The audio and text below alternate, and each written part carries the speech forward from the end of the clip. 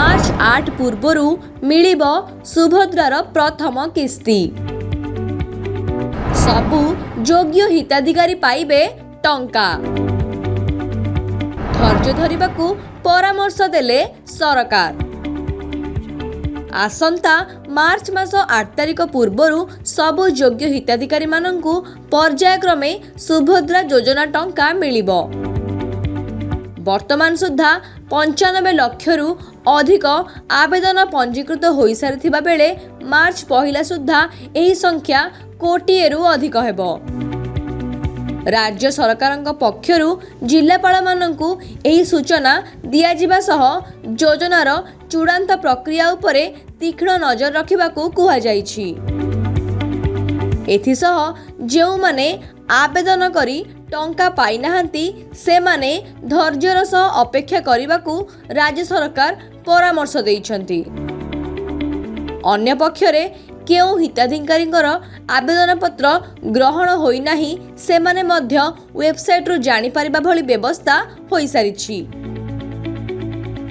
राज्य सरकारंग पक्षरु कुहा जाइछि जे सुभद्रा योजना पाई मोट 1,91,34,176 आवेदन फॉर्म प्रस्तुत होइछि।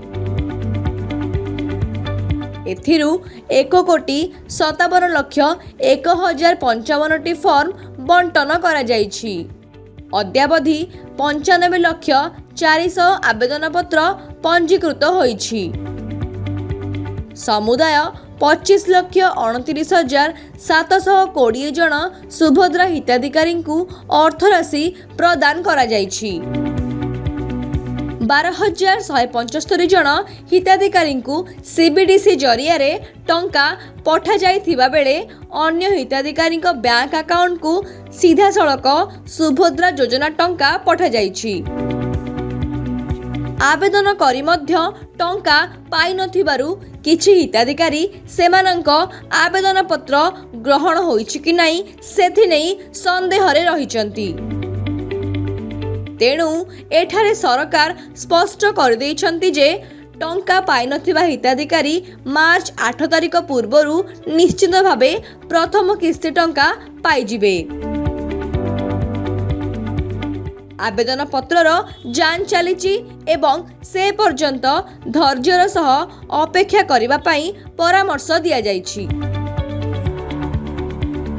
भुवनेश्वररु लक्ष्मीप्रिया पन्ना को रिपोर्ट, SMS न्यूज।